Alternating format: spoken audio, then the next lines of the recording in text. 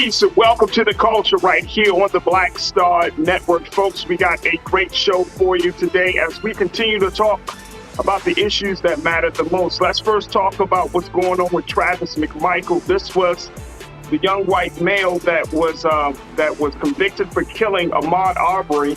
He fired the fatal shot that killed this black man that was running through the Georgia neighborhood that got him, his father, and a neighbor all convicted.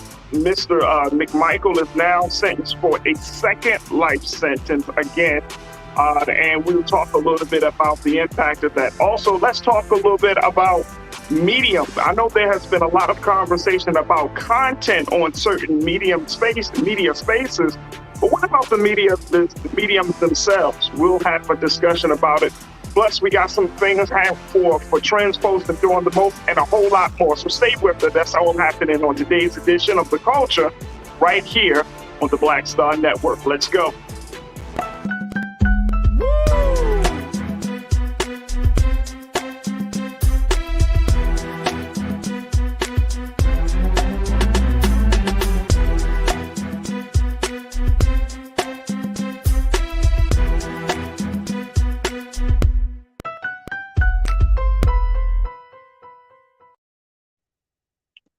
Folks, welcome to the show. Welcome to the show. I'm your host, Farajii Muhammad. Thank you so much for checking in and being with us this afternoon. Folks, we got a lot to talk about, so let's jump right in. First and foremost, the big news that is coming out of Georgia. The fact is that Mr. Travis McMichael, this is one of the individuals responsible in the killing of Ahmaud Arbery, the black man that was killed while running through a Georgia neighborhood. Georgia father and the son has been sentenced to life for hate crimes in Ahmaud Arbery's death. However, it was Travis McMichael that shot Arbery during that encounter and has garnered him a second life sentence where he is going to be serving life plus 10 years in the state prison. So now that news has come across the wire. Many people are saying, okay, it looks like justice is possibly served, but there's still concern from the Arbery family that this is not enough, considering that the Arbery family has alleged that the prosecutor in the case has done some level of cover-up to protect the father and the son in this situation. Let me just share with you a little bit about this. Keenan and Lisa, if we can post this screen quote about them. On Monday, several members of the Arbery family asked the judge to impose the maximum sentence and insisted he serve his time in state prison. Now, while Monday's sentencing hearing signaled the end of the lengthy legal process for Arbery's killer, his mother, Ahmaud Arbery's mother, Wanda Cooper Jones, she noted that former Glenn County District Attorney Jackie Johnson is still awaiting trial on charges of violating her oath of office and hindering a police investigation. Prosecutors allege Johnson used her position to protect McMichael and his son.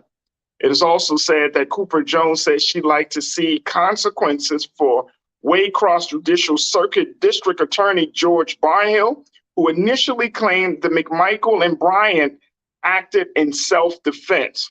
As according to Ahmaud Arbery's mom, she said, the journey is not over. We still have more to do, she said at a press conference following the McMichael's sentencing. Folks, let's jump into this conversation. We want you to join us in this discussion as well. So make sure you post your comments on our Facebook page, as well as all of our streaming platforms, especially if you're streaming from blackstarnetwork.com. I want to bring in my culture crew member for the day, Jules P., who is a hip hop artist and activist, to get his take on this new legal development, a development that many people foresaw happening as a result of the intense nature of this federal hate crime. Jules, it's always good to talk to you on Monday, brother. How are you this afternoon? What's going on? How you feeling? I'm good. Hey, Jules, first and foremost, let's talk a little bit about your thoughts around this Arbery case. Travis McMichael gets a second life sentence. This is the son. His father is already in prison. The Roddy Bryan, who is the neighbor, is already in prison. Do you think that justice has been served for these killers? I mean, if you want to look at it from recent years, I mean, we're getting more than what we got in the past. That's always a step forward. And when you can get, actual sentencing and actual penalties for, killings of unarmed Black men, to actually take a step forward. And that finally happens where we're getting the actual sentencing now from, judges and juries. It's actually a step forward. So, because there's plenty of cases still that we don't have any settlements on or, any type of prosecution in motion for these type of killings of unarmed Black men. So the fact that we actually gotten, we're getting more and more recently, I'll say it's a step forward. I agree with the family. I think that it's kind of sort of like one of those situations where you see it affect us the most is the fact that you're really arguing to protect somebody against killing us. Like that's the part that really, whether it's on camera, whether it's not on camera, I mean, it just doesn't matter. Like the fact that there's really argument against it, and that's causing more of an uproar.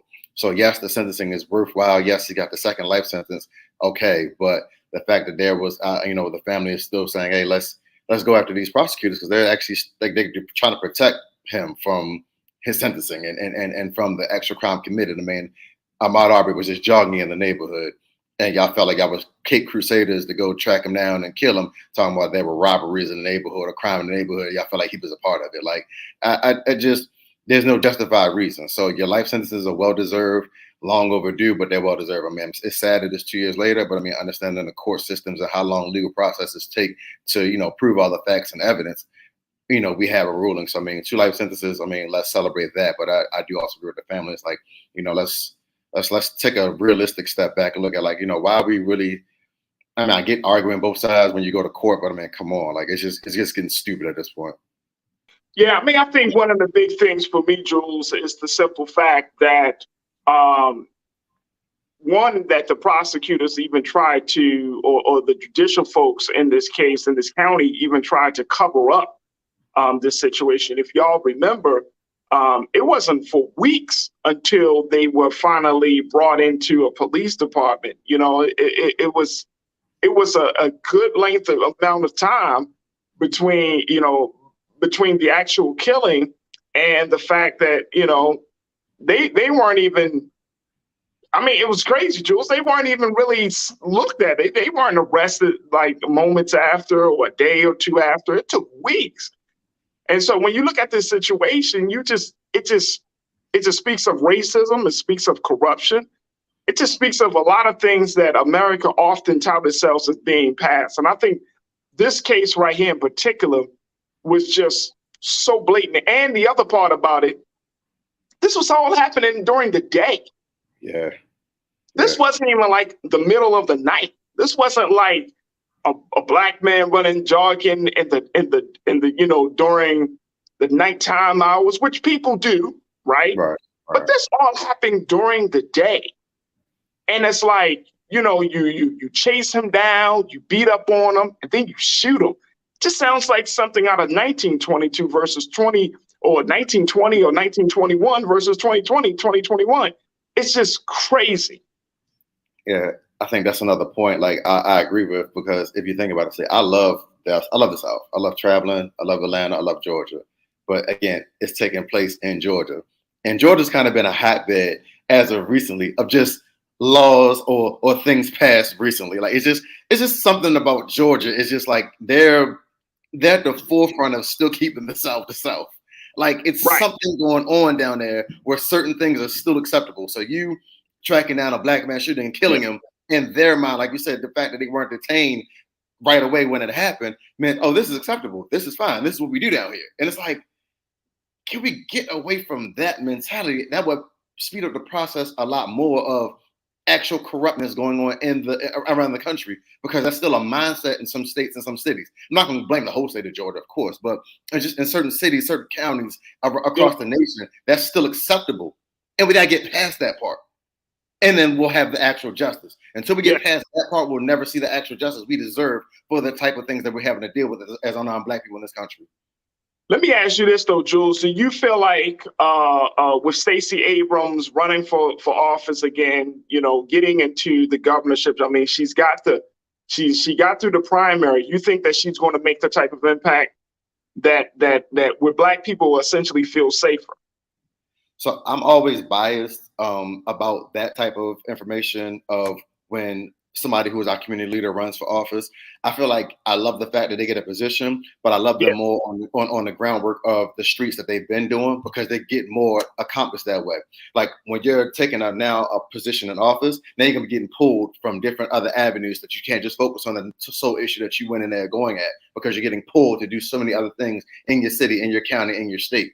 So I love the fact that she's getting that high rank position and she'll be able to bring legislation. But I feel like she's been so pivotal to the groundwork of what's going on in Georgia. Like I love that part about her, and I'm like, that's the part of her that I want. Like that's why I'm torn in between the two, because it's like I've seen it with people that I personally know that have taken on a political office or a position in council, and it's like, yeah, like I love it. I love the fact that she got that, but it's like the sense, man, when we was on the streets, like that was when we was really being able to put the work. There was no overhead. There was no, all right, I got to do this, but I'm getting pulled here, I'm getting pulled there. I'm literally able to focus on an issue and get change. So, I mean, I'm kind of torn, but you know, I'm rooting for the sister because I love everything about her. I'm rooting for her. Yeah. Looks like we're just having some technical difficulties with hearing a little bit of Jules. So let's see if we can work out those kinks. But I totally agree with you on that respect. In that respect, Jules. Let's go to the lines and hear what people got to say. And I would love to get some comments in. Folks are checking in right now. It's Culture Crew, my online Culture Crew. Y'all know how we do. Make sure you post your comments. Let's jump right into it. Damon, my man Damon, good to hear from you today, bro. Happy Monday. Damon, you checked in and say they all need to go to jail. Facts. Right. Facts. They really should have gotten a death penalty, Damon. That's how I feel about the whole situation. They should have gotten a death penalty. This is a federal hate crime case, Jules. So, you know. Can we talk about Hey, that? Because that's what I like. So yeah, what go ahead. is the rules of the death penalty in different states? Because I feel like when you take a life, you reserve your life. Like I just like, what are the rules? Like where are well, we? You know, it depends on the state. That's what I'm saying. Like, it still depends on the state. It still depends on the state. You know what I mean? Like, and you know, certain states like Maryland, where the death penalty is abolished, and then other states, you know, you can still get it. Right. So it really depends on the states. But there has to be, I think that because of the nature of this case, the savagery of this case, you know what I mean, and the level of corruption behind it, something more. I mean, look, they're not coming home. Right. Most likely, the father of Travis, they all pretty much going to die in jail. They're not coming home. Right. They're not. Their life is over. So it's just, you know, we just gotta. It is what it is. But you know,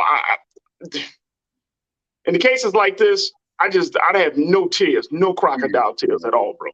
No crocodile tears. Janae, happy Monday. Good to hear from you, Janae. You say near 3 months waiting because Jackie, the co-conspirator, needs to be in jail, lose her ability to adjudicate in Georgia and everywhere else. Facts.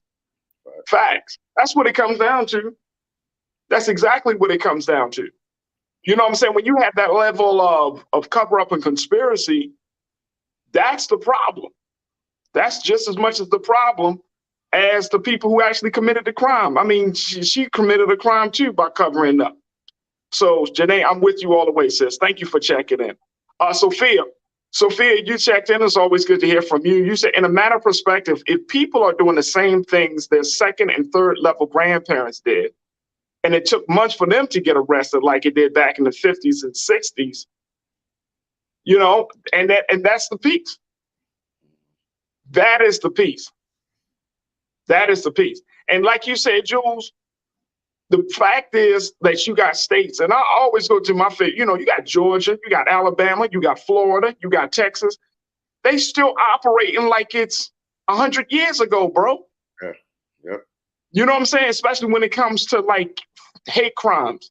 They still operating like it's 100 years ago. Like they still going by the laws on the books. And here's my thinking on this real quick, y'all. My thinking is, if you are running for a state legislation, and it might be a moot point, but it may be a moral victory more than anything.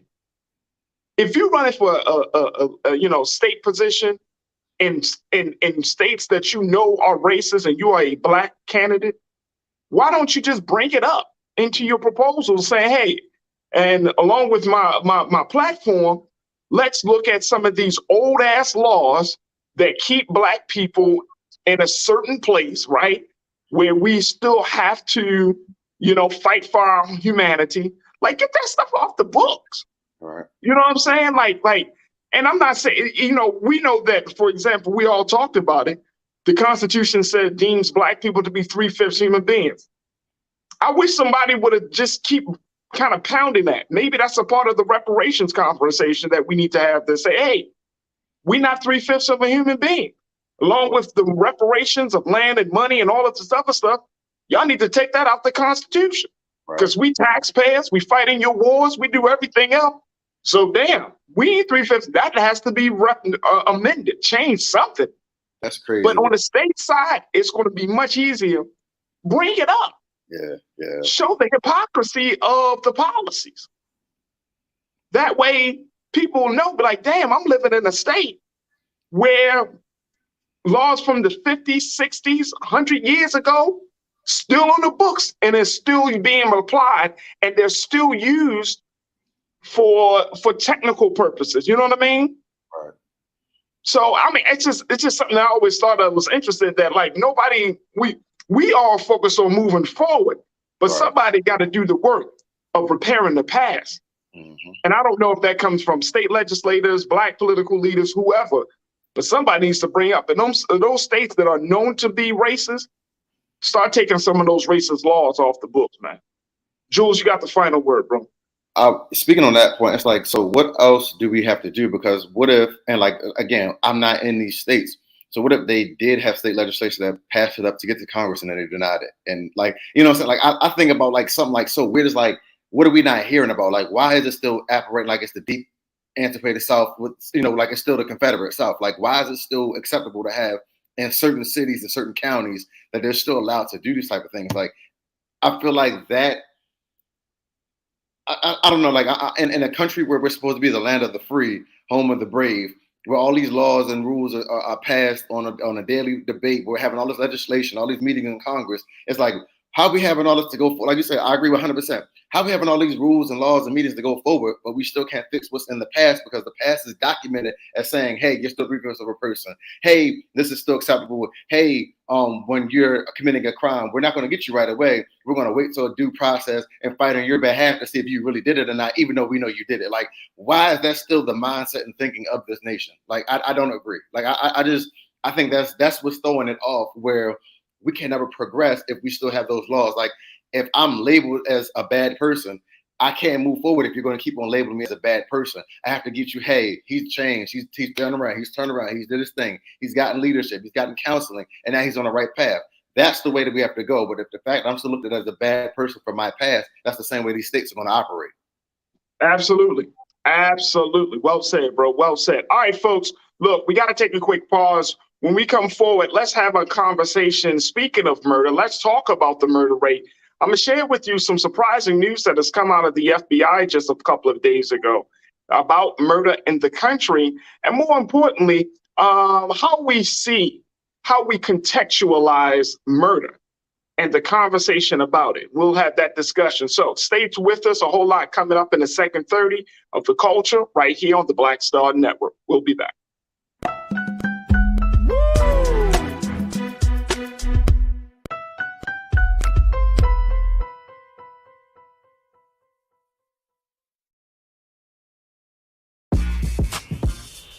When we invest in ourselves, our glow, our vision, our vibe, we all shine. Together, we are black beyond measure. Pull up a chair, take your seat. The Black Tape with me, Dr. Greg Carr, here on the Black Star Network. Every week, we'll take a deeper dive into the world we're living in. Join the conversation only on the Black Star Network.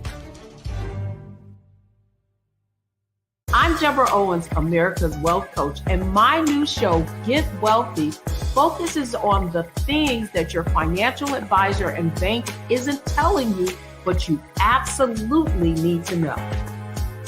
So watch Get Wealthy on the Black Star Network.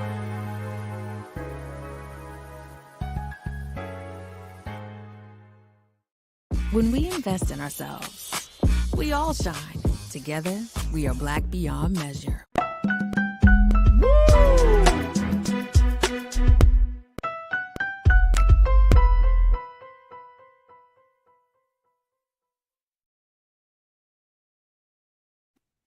Folks, welcome back to The Culture here on the Black Star Network. All right, let's talk a little bit about something that many of us might be surprised to hear. As we talked about what was going on with Ahmaud Arbery, on the flip side, did you know that the murder rate in the United States of America has actually dropped? Yeah, there has been a drop in murders, folks. And according to the FBI, who put out some of the latest data around this situation, take a look here. Check this out. Let's put that first quote up, please, Keenan. That the murder rate in the country, according to the FBI, nationwide shootings are down 4% this year compared to the same time last year in big cities. Now, murders are down 3%.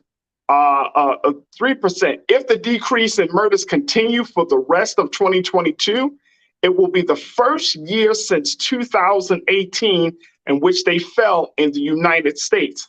The declines are small, but they are welcome news after 2 years of large increases left the murder rate nearly 40% higher than it had been. Now, in 2020 and 2021, folks, many people have said that the murder rate was extremely, extremely high. Now, that was due to a lot of issues, from everything from COVID to law enforcement dealing with the blowback from police protests. Check this out. Let me share with you this. This is what's up. Let's go to the second quote. 2020 was a chaotic year overall.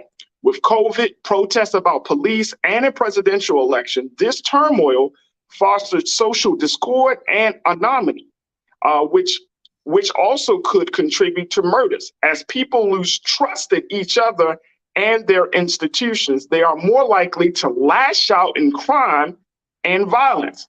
As the chaos recedes, the violence may be receding as well. So this comes from the New York Times. And as a result of that, many people are getting a very skewed view of murder in this country, so much to the fact that they believe that the country is more violent than it has ever been. You might be thinking that in your respective cities, your respective towns and states, that, you know what, murder has gone up, murder has gone up. And guess what? I'm so sorry to say this because I'm a part of it, but the media has not done enough to relieve us of the bad news.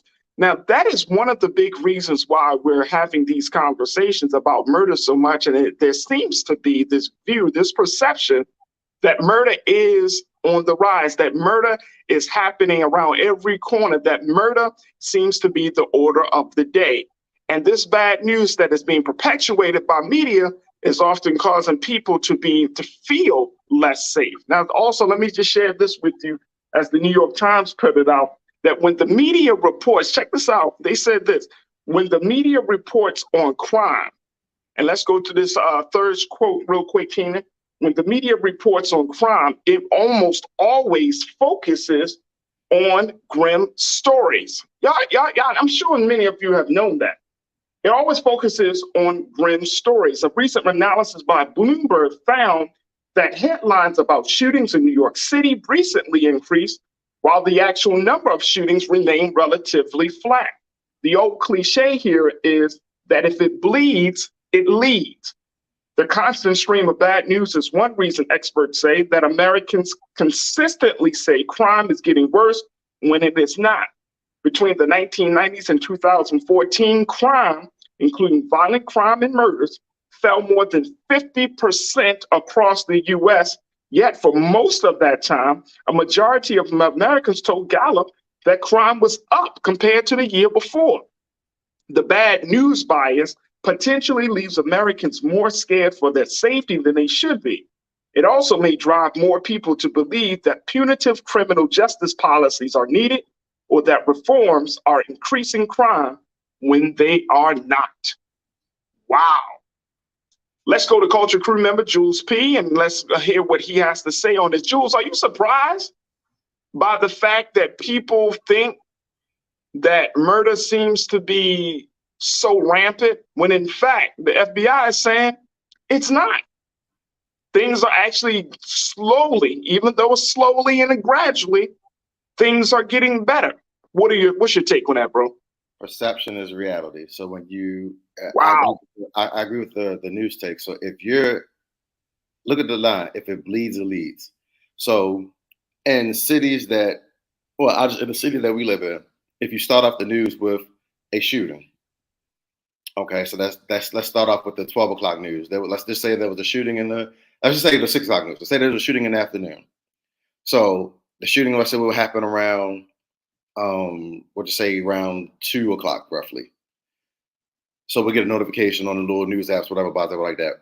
The 6 p.m. news, 8 p.m. news, and 11 p.m. news will all lead off with that shooting. And it's like, then it continues on to the next morning. We'll follow up because the morning news from the day before didn't get a chance to report and talk about it. And then we'll follow that story during the course of the day. Say we're still investigating that shooting. Then it goes to waste because there's another shooting. So it's like, it's literally the first story of every news broadcast. So across the country, I can say, hey, according to that report, it's down. But when you live in high crime cities or high crime areas, you don't feel that at all because that's all you see. We're coming off another violent weekend here in Baltimore. Right. And I can't say that I feel like, the crime is decreasing, it's going down, if that's what's perpetuated every time I wake up. I don't even have to get on the news because I don't even watch the news as much as I do. I have the apps. So the first thing I look at when I scroll on my phone is my headline before I even get to my actual phone, the notifications on my home screen. 15-year-old girl. Like it's literally every day. It's something. And that's in high crime cities. So that's what we have to deal with. So according to the polls and across the country, okay, it might be down. And that's great. So the thing that I always say, and this is like, again, I can't think like a criminal, I can't think like a murderer, so I don't know what goes on their mind when they're committing these crimes. But in cities that have made changes, I feel like it's a brother help brother type of deal where what worked for you in your city and your state, bring that to the cities and states that are dealing with high crime. Because if it's working for you, there's something that was effective, whether it was a change in commissioner, whether it was a change in protocol, how your officers handle situations, whether you're opening up more community centers for youth to have places to go so they don't have to be involved in streets and crime and drugs. Like, what worked for you that can now help us get our crime down? Because I feel like we're dealing with repeat cycles in certain cities. It's like we feel like it will never change. Now, the country can say it's changed, but we looking from the outside in don't see that because we look from the inside out. We don't see that because we're dealing with it right here on a daily consistent basis. So I would love to say, hey, well, I heard in North Dakota, they had a murder in 3 months.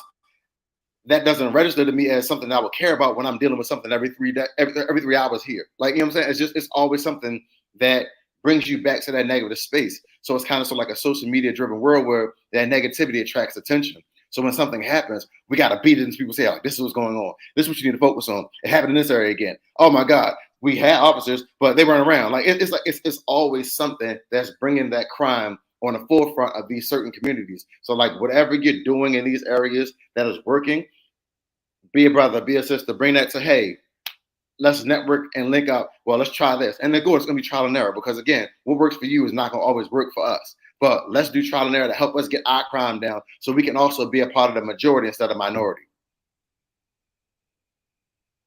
No, I agree with you, bro. I agree with you. First and foremost, I think that you're absolutely correct. I think that if you move from one city to another, you got to bring the energy of peace, right? You got to bring the energy of healing, and that you should be a part of that community of whatever new city, new space that you're in. You should be a part of the solution. But I do think that, and there's, I recognize this. I work in media, I work in news, I talk about this, and this is partly why, folks, I don't like to keep having certain conversations, even on this show, when I do my radio show. I don't like to have certain conversations about murder. I don't like to, because without, understanding how powerful the platform really is, and most importantly, how powerful perception is. Like you just started off your remark saying perception is reality. That is true. Those of us in the media, we have to be more responsible in understanding that people, as much as they might say, no, this stuff don't influence me. We are influenced by this stuff. We are influenced by what we hear, by what is done. But most importantly, we're influenced by the platforms and the people who gives us the information, right? So it's like, if you're in Baltimore, you say, oh, yes, the Sun said. If you're in Los Angeles, hey, the LA Times said.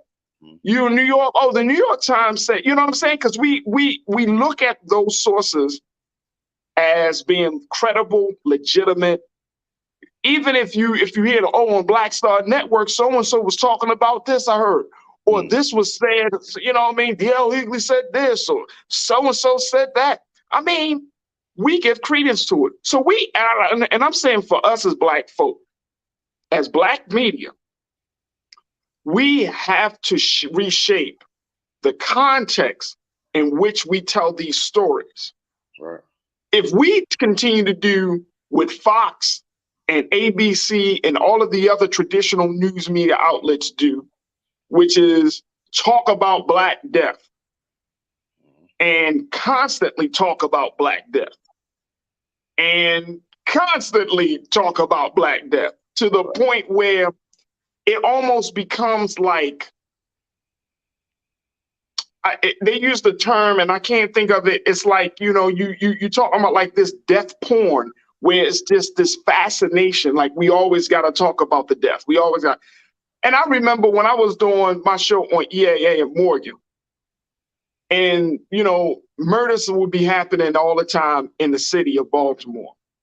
And people would be like calling me up. Hey, bro, Farajii, how come you ain't talking about the murders? Well, what do you want me to talk about? Right. Man, these murders are crazy. And that's all you're going to say. Right. So you want me to use my precious airtime to talk about the murders to just say, man, that shit crazy.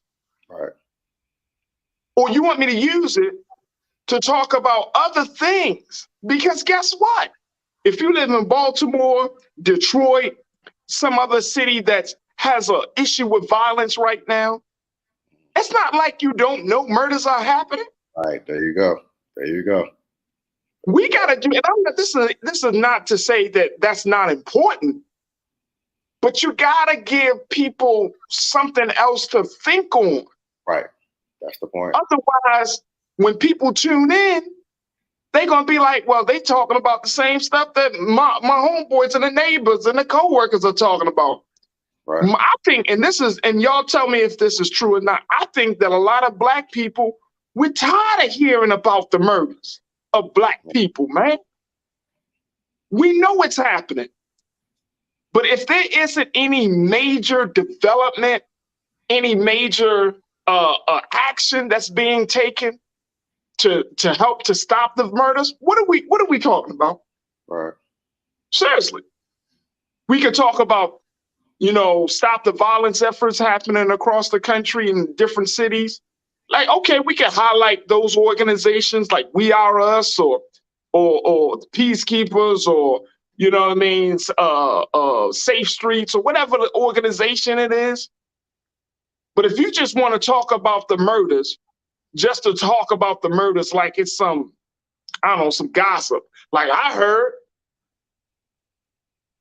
then that conversation is not going to get us anywhere. And that's just that's my personal experience, Jules.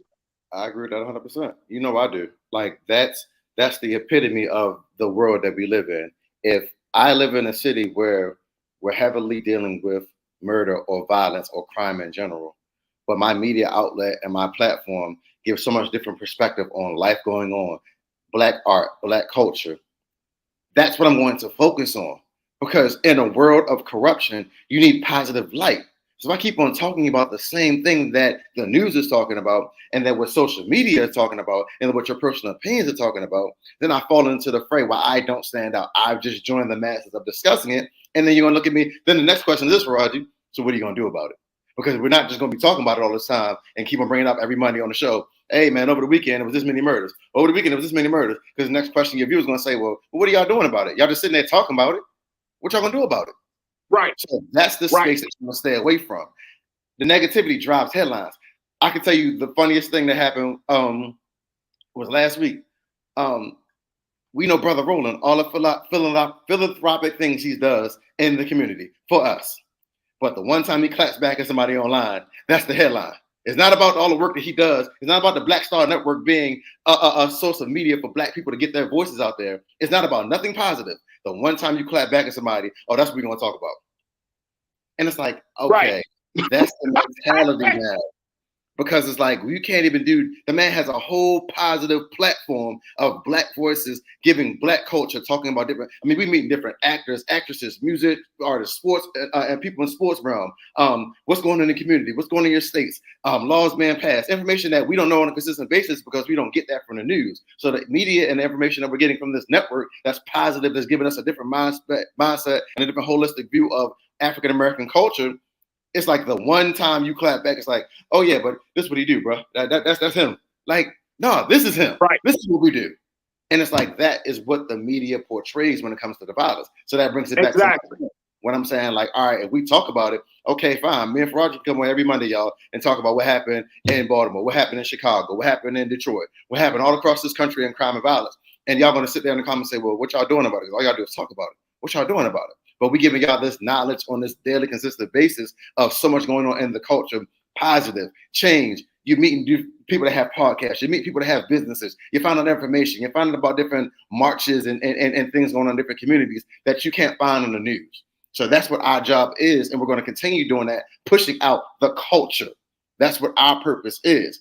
Let the media and the news do what they do, but we're going to continue pushing out that culture and change so you have a different perspective of, okay, yeah, they might be wilding out over there, but they also got this going on, so it can't be that bad. Like, it can't be just all violence and all murder all the time. Like, it's not safe, or it's a shooting zone every time you go outside. There's actually positive things going on. And Jules, to that point, bro,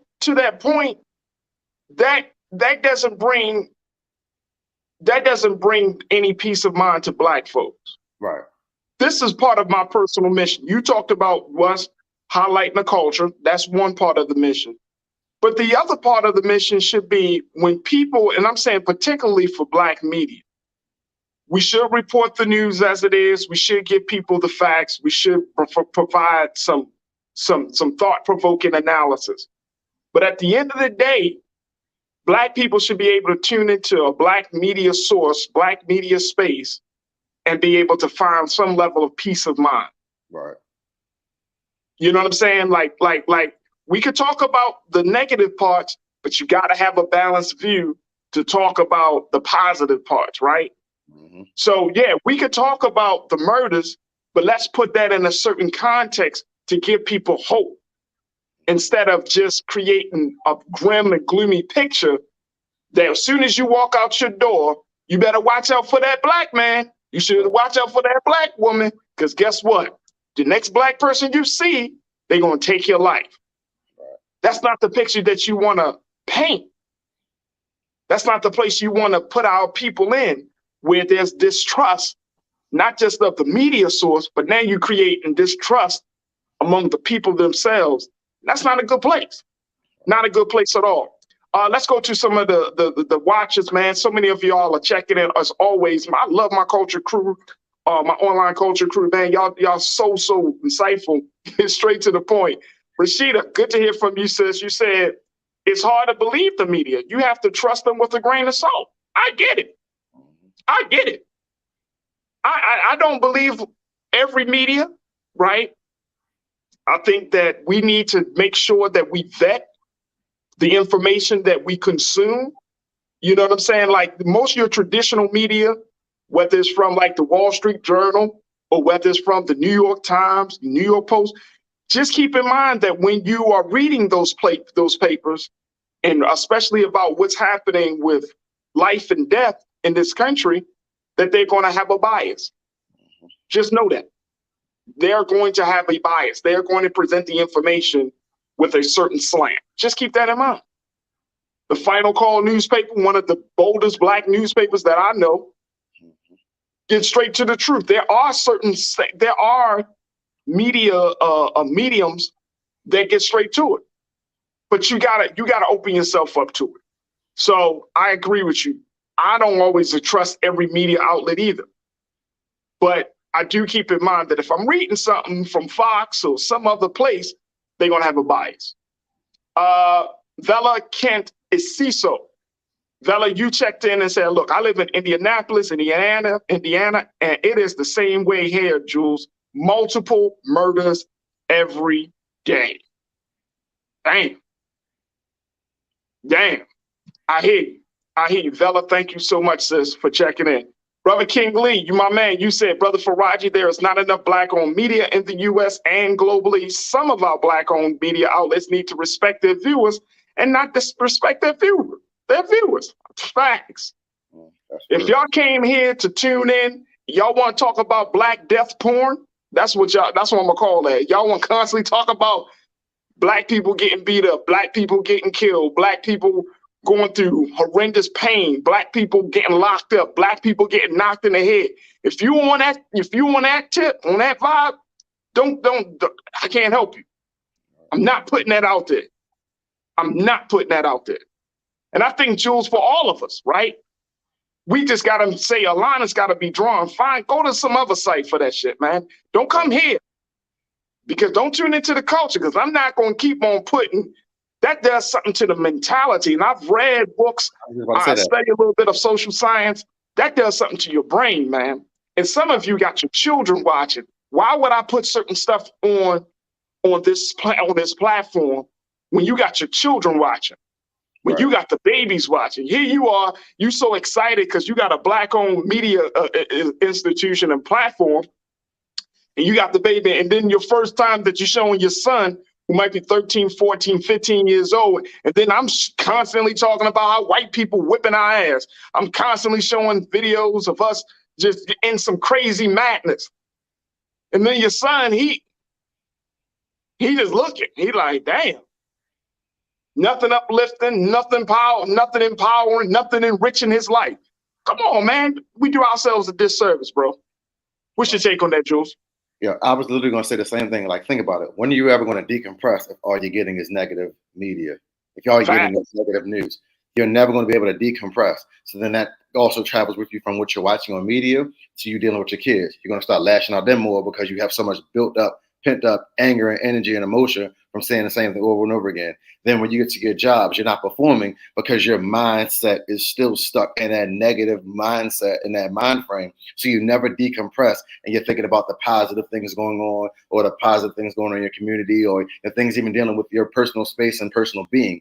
You don't get a chance to focus on your inner self and how do you really feel, compress it, evaluate it, and say, all right, plan of action, keep on putting out positive. That's all you have to do. Keep on pushing positive. Every time you get combated with something negative, push out something positive. That's it. That's all. That's the simple. That's simple, it, bro. That's all you have to do. All you got to do. Ming Lee, Natasha Surge, you checked in. You said that's because the black media should stick together and build instead of making everything a battle. We don't have to always come from a space of conflict. Right. We don't.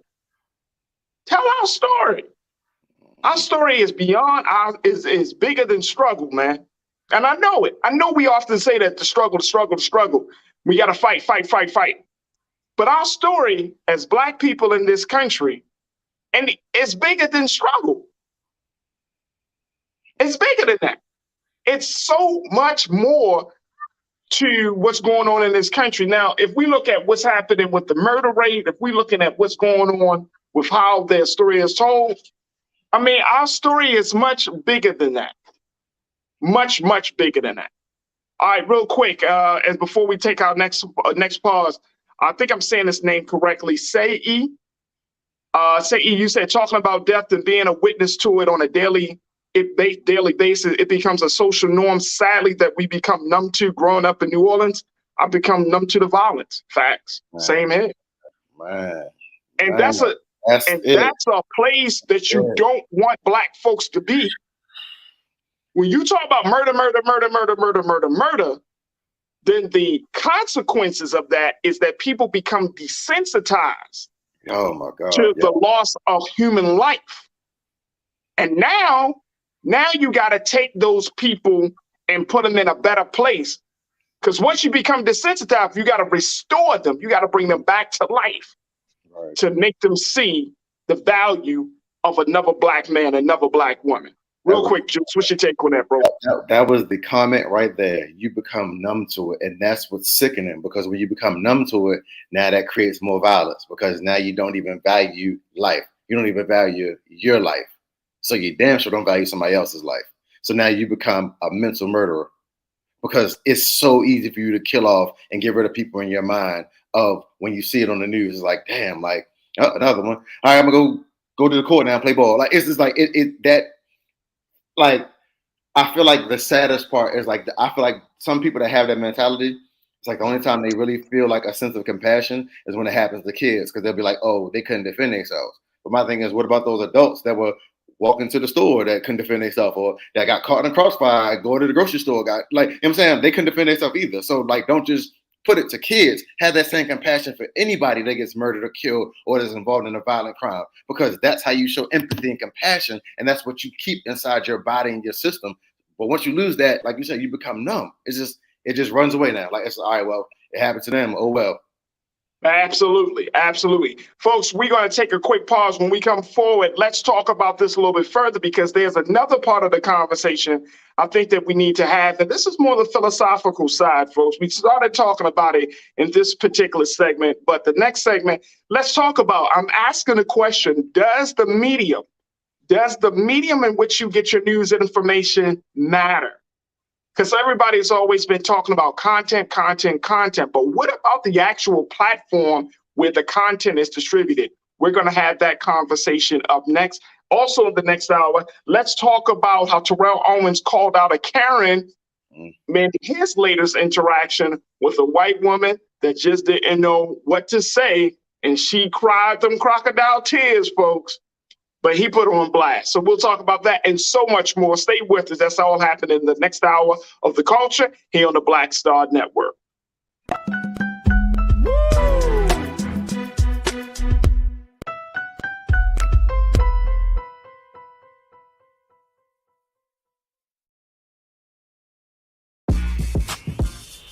When we invest in ourselves, our glow, our vision, our vibe, we all shine.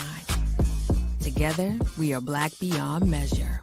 Pull up a chair, take your seat. The Black Tape with me, Dr. Greg Carr, here on the Black Star Network. Every week, we'll take a deeper dive into the world we're living in. Join the conversation only on the Black Star Network. I'm Deborah Owens, America's Wealth Coach, and my new show, Get Wealthy, focuses on the things that your financial advisor and bank isn't telling you, but you absolutely need to know. So watch Get Wealthy on the Black Star Network.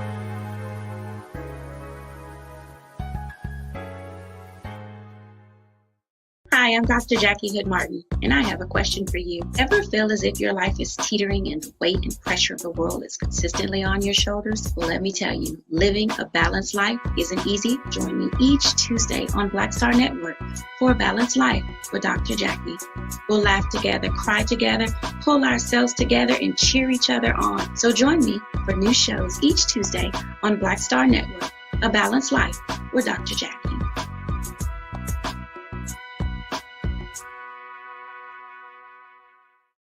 When we invest in ourselves, we all shine. Together, we are Black beyond measure.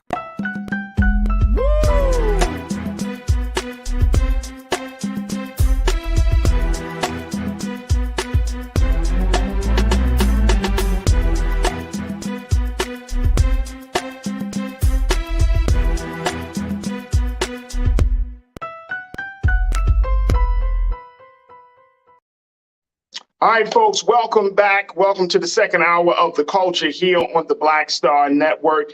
Thank you so much for tuning in. And folks, if you did not know, the Black Star Network needs your support. We need your support more now than ever before. As you know, Brother Roland has been rocking and rolling, traveling across the country, putting out the good word of this Black media institution called the Black Star Network. This platform, this institution that continues to bring you the information, to continue to have the conversations that are important to you. And so guess what? We are still looking for your support right now financially. We want you to help us as much as you can, folks, as we continue to build. This doesn't mean that this is the end of the show. I know you often say, oh, Farajii, you talk about that. But seeing the growth and most importantly, the demand for Black media now, this is important. So again, we ask that you give financially to help us in this great work that we're doing, providing a space, and most importantly, having you cultivating a voice for Black people that has yet to be fully heard in this country. So make sure you'll show your financial support for Black Star Network at blackstarnetwork.com. All right, folks, this other conversation that we started touching on a little bit in the previous conversation, talking about the murder rate and more importantly, the bad news bias that continues to control how our story is told, and most importantly, how the story of violence is told in this country. And it leads us to ask the question, does the medium matter? Medium being, does the platform matter? There has been a number of people who are saying, I didn't want to be the true. This is an op-ed that was written, but it said that the platform does matter. It's not just about the content.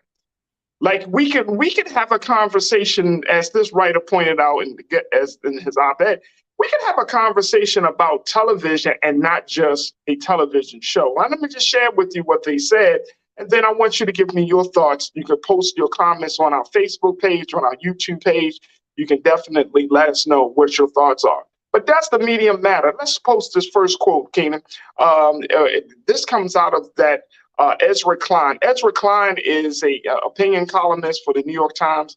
I listen to his podcast and often read his pieces. But this is what he said. He said, I didn't want it to be true, but the medium really is the message. He said, we've been told, take a look, we've been told and taught that mediums are neutral and constant, and content is king. You can't say anything about television. The question is whether you're watching the Kardashians or the Sopranos, Sesame Street or Paw Patrol.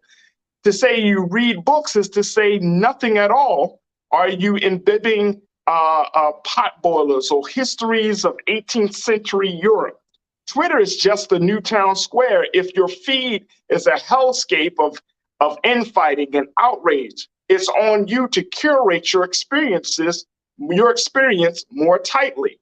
As we're also pointing out this, check this out. He said, there is truth to this, of course, but there is less truth to it than to the opposite. McCullen's view is that mediums matter more than content. It's the common rules that govern all creation and consumption across a medium that change people and society. Oral culture teaches us to think one way, written culture is another. Television turned everything into entertainment, and social media taught us to think with the crowd. Wow. As I said, all this happens beneath the level of content. CNN and Fox News and MSNBC are ideologically different, but cable news in all of its forms carries a sameness. The look of the anchors, the gloss of the graphics, the aesthetics of urgency and threat, the speed, the immediacy, the conflict. Wow. Media. That is the name of the game. It's not just about content. It is also about the platform. And that's why we are talking about this, because the platform matters just as much as the content. When you, for example, we talk about Black Star Network, if you know anything about history, you know that that this platform is a homage to the thinking of great revolutionary and visionary minds like the Honorable Marcus Garvey and others, that there's a certain level of independence that comes with this platform, that we can have a conversation about, you know, politics of the day, educational issues, healthcare disparities, and all of those things. But because they're on a platform called Black Star Network, it's going to be, those conversations are going to be curated. Those discussions are going to be handled with Black people in mind. And I'm saying for the best, for the benefit, for the enrichment, for the enlightenment of Black consciousness. That matters a lot. But what's your take on it? Join us in the conversation. Post your comments, Culture Crew, to Facebook, YouTube, and let's bring back our Culture Crew member. He's a hip hop artist. He's an activist. Jules, what do you make of this idea? Does the medium matter? The medium does matter. So I was thinking of funny examples when you were reading it. So like, let's take ESPN, for example. We know they're going to talk about sports, but not only are they talking about sports, it's coming from credible sources. They don't just bring anybody from the barber shops and in the neighborhoods talking about what they saw in the game last night. Credible sources, journalists, communications, like they created a whole platform where you're getting the actual stats and reports directly from the sources. Okay, so let's take that for example. So that's the medium. Let's take Fox News. I mean, you know, right? You know, Fox News. We ain't got to talk about it. We don't watch it. But, you know. We all know. So, you know, all right, next. Black Star Network, exactly what you just focused on and talked about, and what we just talked about in the last segment. What our platform is, what the shows are curated to do, what information they're trying to put out there, okay? I feel like the medium is the most important because you can have a network or you can have a station or you can have a channel and then you can drive off anytime the ship to go and join the negative. And then now you do become the credible source. You just come in part of the norm and try to do what everybody else is doing. The negative headline that we discussed earlier is what's selling. So if that negativity sells, you started off with the idea like, hey, I'm going to go do this. I'm going to go do that. Like, this is what I'm going to focus on. And then as soon as you see that your ratings and your network ratings are going down, it's like, all right, well, let me focus on the stuff that people are talking about. That negative thing that's popping, that's going to make my ratings and my network get its fame and its publicity, and let me put that out there as the leading source. Or let me create and get the shows that are like the Kardashians, that are like the Sopranos, that are like the Sex and the Cities, to now take away from the basis of what my network was created for, and now let me put that on there so I can get ratings. Everything is about ratings. It's like if you don't have ratings, then you don't have a job. There's ways to do this, and it's called creating that space in your own space to thrive in. It's not going to be a microwave process. Sometimes it's going to be a crock pot. It's going to be a slow cooker. Most people want that microwave success when they create something. They want to be popular right away. They want the success right away. All of these networks didn't start off like that right away. They built their brand. They stuck to it. And over time, then they gain that traction into getting into those spaces where they're able to get to those platforms and those actual networks that are now buying into them because of the hard work that they put in. But now everybody wants to be in this microwave world where I'm going to start off this way, but since this don't work, I'm going to jump right to the negative, and that's going to get me out there. Yeah, that fame lasts for about 2 or 3 seconds, and then you know what happens? You get drowned out by everybody else talking about the negative. So if y'all talking about the same thing, now you get lost in the sauce. So I could tune into the culture to hear about the positive stuff, but since they talking about the violence, well, I might as well watch the news, or I might as well go on Shade Room, or I might as well go to these other sites that are doing that same thing that's more access and feasible. Why would I want to wait every Monday through Friday from 3 p.m. to 5 p.m. to listen to the culture talk about it when I can scroll right on Twitter and see it, or I can scroll right on Instagram and see it? So that's where you lose the credibility. We're bringing something to the table that's different. So that's why I say the medium does matter, because the type of the content that we're putting out there, not even just focus on the culture, but whatever your space and media is, if that's what you're pushing, that's what your medium is for you to work and continue to contribute to that aspect of it. Yeah, bro. And I think that that's part of the reason why we need to have this conversation, right? Like, because I think that we underestimate the power of the medium, right? Because everything, let's keep it a buck. Everything has become a form of propaganda. And as a student of communication, as a student of journalism, you know, we often, and I see this often in Black media, we talk about, you know, the importance of adhering to journalistic ethics and standards, right? Just sticking with the facts, not going too deep in it. And in this platform, on this show, we provide opinion, right? So we stick to the facts, but even in your analysis and your opinions, let them be rooted in something factual, right? Like, don't you just can't come up on here and just talk and be like, bop, bop, bop. And then next thing you know, it's not rooted in anything. You know what I mean? It can't be researched. You just giving wrong information. So there are some standards by which we need to operate from. But at this point, it's just simply about making sure that people understand that all of these platforms have an aim and goal. All of these platforms have interests.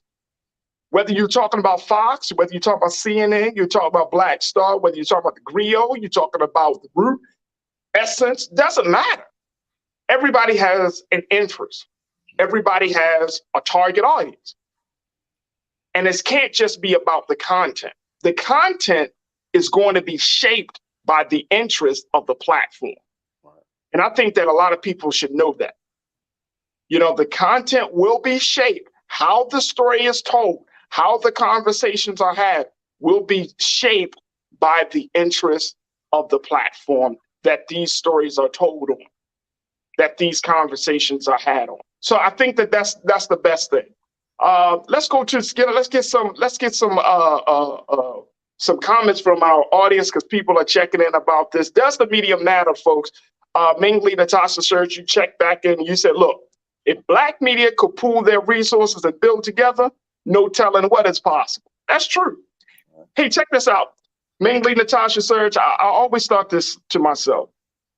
When there are national tragedies related to Black people, in every Black space, every Black media outlet should have some connection. Now, this might be unrealistic, but for example, let's take the killing of our people at Tops Supermarket in Buffalo. We all talked about it as Black media, all of us. Whether you're talking about radio, television, newspaper, internet, podcast, we all talked about it. But, and I don't know if this is going too far, so check me if you think this is going too far. We talked about it from a various vantage points, but I don't think that we put out there a unified solution. We could talk about it from various vantage points. We could talk about the fact of access to guns. We could talk about how Black people have been subjected to this level of terrorism for 100 years in this country. We could talk about the fact that this white killer went to a Black girl. We could talk about all the different elements, but I don't know if we had a unified voice about how to handle certain things like that. And I don't know, and y'all tell me, I don't know if it's even necessary for us to have a unified voice like that. But when there are national tragedies, Black people, Black media in particular, need to be, I think, having like a one voice approach to telling their part of our story. Jules, what's your take on that? I think that would be a good idea. I don't say nothing's impossible. I mean, I do agree with you. It's probably going to be a difficult in the aspect of, it's like, it has to be done with, I guess, unified energy. And when I say unified energy, we're not all rushing to the source for these different media routes to say, I'm getting my own personal takes and my own personal interviews so I can then boost my platform. It has to be a space created where we're all able to just go into the same pot. I mean, I like, to me, talking about it, yeah, I agree with it. But I'm now sitting here, as you brought it up, I'm thinking of the way it would actually possibly work, where when a tragedy like that happens, like even taking it back to the Dylan Roof in South Carolina at the church, was like, right, where our Black media can have that space from all across the nation, not even just in South Carolina, where we're coming from Baltimore, where we're coming from LA, where we're coming from Philly, where we're coming from Miami, where we're coming from Chicago, wherever the Black media is at, we're all now in that space, creating that now, hey, this is what we're unifying. We're going back to, it's getting to the space of that positive light to, give healing, give hope, give empathy to the ones who lost their lives, and then also to come together and say, hey, and we're not going to tolerate this going forward. So now your next, whoever's thinking about next, you ain't in that space. We showing up. We on 10 foot down. We in there. Even if it's not even just Black media, Black organizations. Like if I was still, we 300 were still together and we were able to show up at that type of thing when it happened. It's like, oh, they ain't playing. This is for real. This is how they standing up. They're standing up to the nonsense. They're standing up to the BS. This ain't tolerated. So I mean, I want to see how that works. Like I want it to work, but I don't know how. Like my mind is like, all right, like let's strategize and mobilize and think of how we create that space where we're all able to link up together. And when the issue arises, which we hope, in my opinion, we hope doesn't have to be too many issues in our future. Like let's hope that it just stops. And I know we live in a realistic world where there's going to be crime, there's going to be things, there's going to be different things to deal with in the media, but in the instance that it happens, what's that space for us to create and link up together and then go out there and 10 toes down, we're on the front lines together as medium, creating the stories so the narratives don't get drawn against us. And that's a great point. That's a great point. I think the other part about it is, and this is something that Brother Roland often talks about, you're trying to get ad dollars. Like some Black media, they're Black on the outside and that's as far as their Blackness goes, right? Mm-hmm. Some Black media, when you're talking about, see the other Black media as being competition. Right. And that's the issue. And getting money, you know what I mean? Getting ad dollars, bringing in some level of revenue, and all of those things. Like, so Black media is see, oh no, you don't have to tune into this one, tune into me over here. And I think we do ourselves a disservice in that respect, right? Because the Black media community is so small. Now, this ain't like the 50s and the 60s. One of the things that I do, appreciate about that part of our history is that when we were forced to be together, you know what I mean? When things weren't integrated, we were forced to be together. We produced. Mm-hmm. We produced a lot for our people. So, along with the small towns and the Black professionals and the growth of the Black middle class and all of those things started to happen, it forced us to think independently, right? Mm-hmm. And we were doing it in a phenomenal rate, Jules, just coming out of chattel slavery. Then you get into that period where we started to do it. And that's where the hatred started to stem. That's why Rosewood and other small towns and Tulsa and other small towns started to get destroyed and bombed and all of those things, because we just got out of chattel slavery just the day before, just kind of like speaking. But we just got out of slavery, and then 20, 40 years down the road, we're producing. We've established small towns. But that during that period, we also saw this level of Black folks saying, you know what, we're going to stick together. We're going to tell our own story. So you had the Pittsburgh Carrier and other Black publications that came to light as a result of that, right? It's like Black folks that got put out of the white churches. We started what? The AME, you know what I'm saying? And then we started our own church network. Same thing with the media. We weren't allowed in the media spaces. We weren't allowed to write for the big newspapers. We weren't allowed to report. So what we do, we decided to tell our own story. Right. And somewhere along the line, that was disrupted. Somewhere along the line, the shiny reality of working for a quote unquote major newspaper versus your own newspaper, which was considered to be, which has been seen as a minor thing, became a little bit more appealing. The incentives became a little bit stronger. Where if you work for this publication or if you work for this station,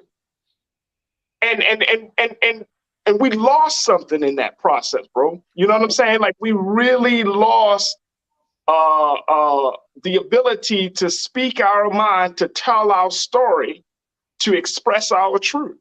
Right. And so, we just have to work our way back into that. We probably have, and I'm sure you're probably aware of this, we probably have more podcasts, Black podcasts, Black websites, you know what I mean, that report news than we probably ever had in the past 20 to 30 years. Right. But there's still some barriers from keeping us being on the same page. And I think that's the bigger goal of Black media. It's not just establishing a platform. That's one thing, and that's important. But the next step is, how do you establish a network where we can help Black people to get, it's like back in the day, if you during the 50s and 60s and 70s, if somebody died in Alabama, you felt it in Chicago. If there was a lynching in Mississippi, you felt it in Los Angeles. Right. Creating a network. And I might just be, pushing out too many big things, and y'all tell me that. But I'm just saying, like, creating a larger network where we're not competing against one another, but we are working arm in arm, hand in hand. We're walking right along each other and said, all right, you got that covered? All right, let's move on. So you in the South, let's connect with this small radio station in the southern part, because they in Georgia, they talking about this. You up north, you know what I'm saying? Like that level of network building. And I think that's what a lot of people are saying. Like, we need to stop getting away from the breaking down each other and start to build a network, a media, a Black network. And I'm not talking about just a station. I'm talking about a network where it includes radio, TV, newspapers, podcasts, everything. Yeah. So I'm with you 100%. So here's my ideals while I'm sitting here listening to you. Because, my mind's like, the problem that I had with you, Farajii, is you always get my mind working. So it's like now I was like, all right, I'm starting here. I'm getting ideas down. I'm like, all right, this is what I got pissed off Farajii. When we get off air, I got to call bro. Like this was something. All right, so here's something that I thought about. So you hit the nail on the head. So not only do we create that network, network is not talking about television. Network, exactly what you mean, an actual network. This is our LinkedIn, kind of sort of Black LinkedIn, whatever. But our network will now be created where we have the shows, the podcast, the newspaper, the journalism. So I was thinking, I love to write. Music aside, writing is my passion. But I hate when I go to different publications or look at them and they require you to have all this degree and background. Okay, that's fine. That's what your publication will require. I don't have a degree in journalism. I don't. So, but I can write my butt off. So let me show you how I would do it. So the same way when Kendrick Lamar first started rapping and Eminem was like, oh, that's you spitting? Okay, I hear you on the track, but you sitting right there in front of me. I'm going to play this beat. You're going to write this song right in front of me so I can see it. And then we're going to lay the song there. And the song became a huge major song. And it's like, that's how I want to do my journalism side of this network. So because I like to look at things, when I see headlines, I like to do the research. So whatever the headline says, I don't go with the headline. Let me tap in and look at 4, 5, 6 different resources so I can see what the actual gist of the story is. Let me get the actual facts. Let me get the opinions. And then let me create my own opinion and analysis. Then I like to write. So then that's what my getting into the journalism side would be. It's like, all right, if you want to be a part of this Black network, here's the topic right in front of me. I don't care what your degree is. I don't care how many doctorates and masters you got. I don't give a damn about that because that can mean nothing to me as long as if it ain't coming from the passion of you writing and you taking it, I don't give a damn about your degree. Let me hear this story. Here's the topic. Give me the story. Right then and there. And then we're going to rock and roll.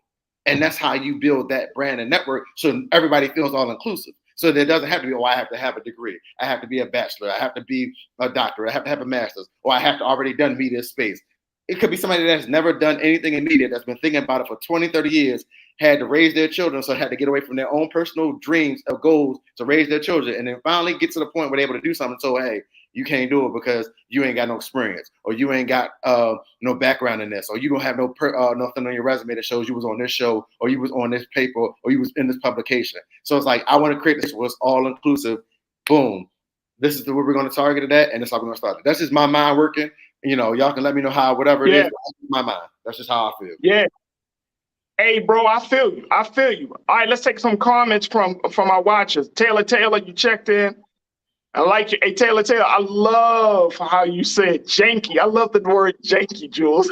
When people use janky, You just know it's about to be a whole problem. Janky and messy gets a following. We have to grow our folks up. Facts. Yeah. That's real facts. Yeah. Yeah, let me tell y'all something, man. Look, janky and messy stuff, man. We look, the difference between, I think, and this is all my years of working in media and black media versus in white media. The big difference is that as much as we are sharing and reporting, we also have to teach it and teach and empower, right? So you gotta like do both things with black folks, right? Because guess what? There has to be a deprogramming process that has to occur. So that way you're not coming to black media, for example, with the same ear or the same eye as you would white media. Right. Because we're telling the story from a different perspective. And most importantly, we're not the same. So you gotta tell a story, tell the facts, but then you gotta provide some analysis and context, because why? The media is so powerful that it will distort how you view your own story. Woo. I'm telling y'all, look, I'm studying this. I want to say that again. White media and its influence is so powerful, it will distort how you tell your own story. So if that's the case, and trust and believe it is, you got to go through like this deprogramming process. You got to be like, all right, I'm with black folk. Not to say we're going to give you less equality, not to say that we're going to cut back on anything, on the facts. It's just that we got to provide a different analysis to help you to understand. Because when you watch the 6 o'clock news, those stories are like 2 minutes long at most. The big stories are like 2 minutes and some change. And they go quick and they go fast. They don't leave you with too much room for you to think on your own. Right. They don't. They're not designed to do it. They're designed to get a message out. You consume, they give. What we do on black media is that we want you to consume, but think. Consume, think. Consume, think. That's the difference. So yeah, to Taylor's point, we got to grow you up.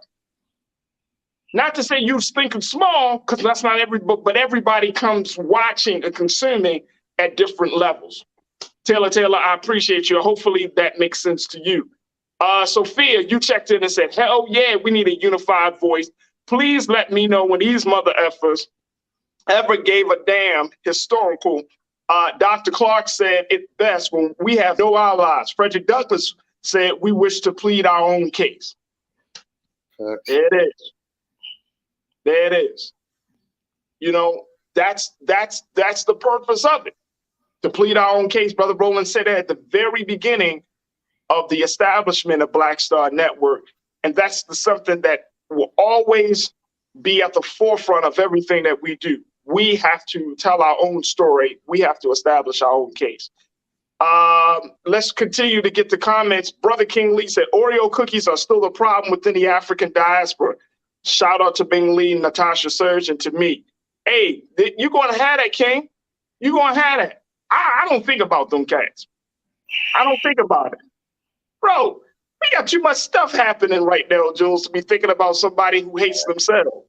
You know what I mean? To the point where, like, bro, if you want to go down that road, trust and believe, all you got to do is read history and you'll find what the end result is going to be on that. Danita checked in. You said, Farajii, you are so right, Taylor. What happened to the village concept? You don't always have to be number one alone. You can collectively be number one. I'm with you wholeheartedly. Danita.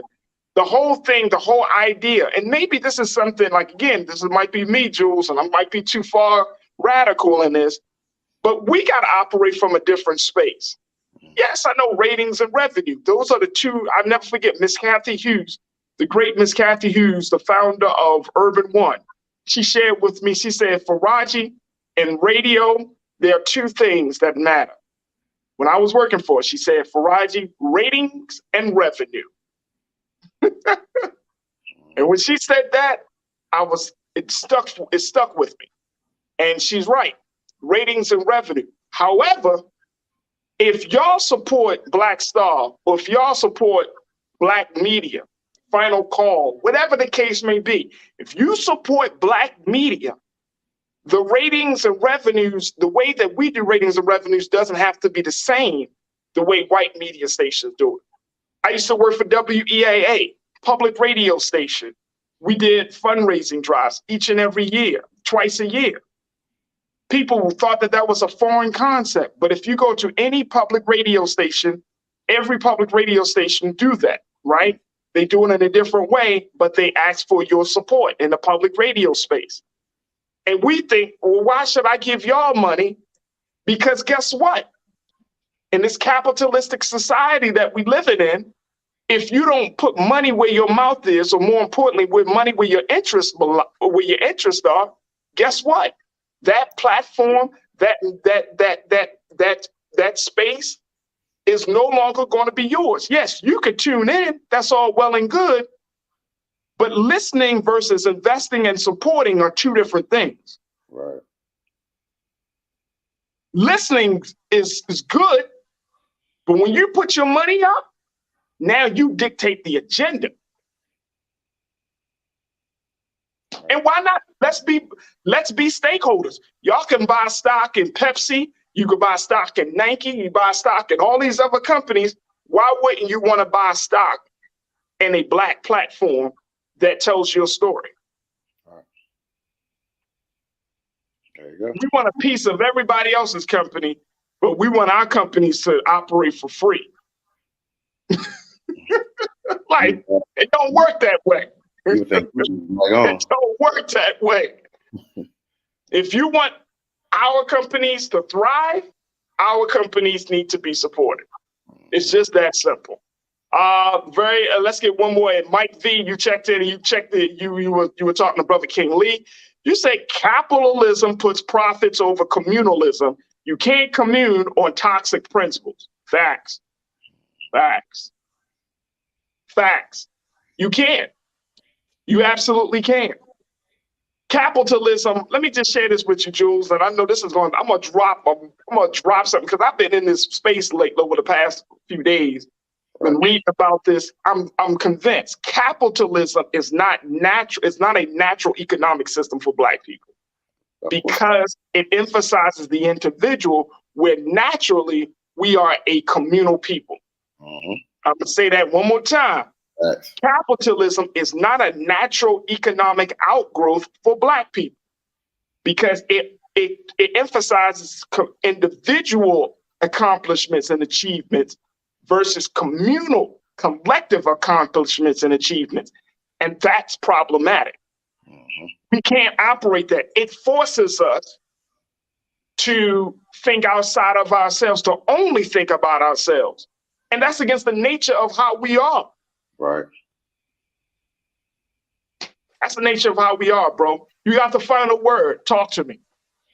I just think that, again, getting back to the whole idealistic view of this medium that we create, I mean, I do foresee it happening. I mean, I want us to be as much a part of it. I mean, not just because we're discussing it. I don't care to be, and again, I don't care to be the lead or the creator or the originator. I just want to be a part of it that actually creates change. If it becomes politics in between, I don't want it. I just want it to be a part of, if it's actually driving the change, it's actually creating the change in these communities, in these neighborhoods. So when it comes to national headlines that's affecting Black people, that we're a part of it, I'm all for it. That's big. But once it becomes like, if it's people fighting for power, or this versus that, or now you're internally like creating a space against each other, then that's when I don't want to be a part of that. So the idea that you have, I want to be full locked in and go forward with, because again, as the Black medium that we already are consistently, and we've been consistently, like, I give you a credit, like I said, I've known you for daggone there 20 years. So the Black medium consistency that we've been, that's the space I want to continue operating. If it ain't that, I don't want it. Absolutely.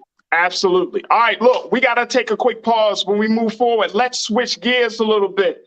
Let's talk about, Jules, I got to get your take on T.O., Terrell Owens, and what he had experienced with dealing with his white neighbor. Man, oh man. Plus, I got to bring you up to speed on trends, posts, and doing the most. So stay with it. That's all coming up forward here on The Culture, right here on the Black Star Network.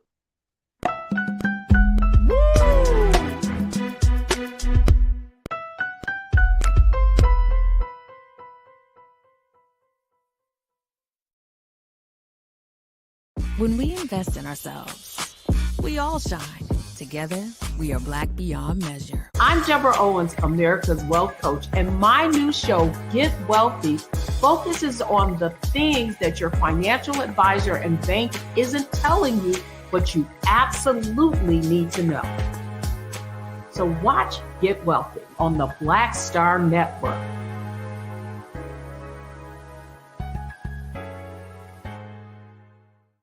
Hi, I'm Dr. Jackie Hood Martin, and I have a question for you. Ever feel as if your life is teetering and the weight and pressure of the world is consistently on your shoulders? Well, let me tell you, living a balanced life isn't easy. Join me each Tuesday on Black Star Network for a Balanced Life with Dr. Jackie.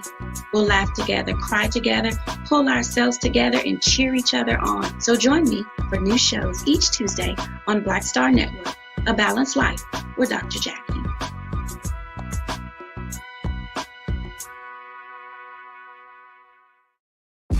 When we invest in ourselves, we're investing in what's next for all of us. Growing, creating, making moves that move us all forward. Together, we are Black beyond measure.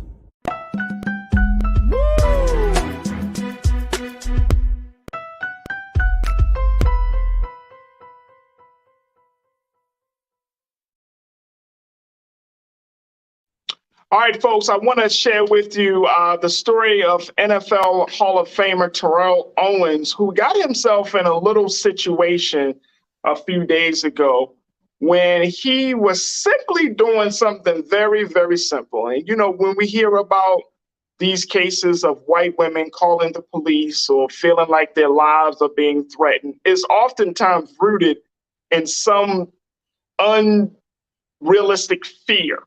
And most importantly, it creates a lot of chaos and confusion. Well, Terrell Owens wasn't having it. He went on, he used the tool that so many people have decided to use today to point out the hypocrisy and to make sure that it's on record that he's not with the shits. He had a situation where he was just simply driving to get his mail, folks. Check this out. He said this. He has an 11-minute video that he posted on his Instagram page where he documented this interaction between the police and his white neighbor who called them and made the point that Karen is real. Here's what happened. It allegedly started after he was seen driving to his mailbox in his Florida neighborhood. That's where he messed up at, Florida. Jules, that's where he messed up at, bro. That's where he messed up at, man. He's in Florida. That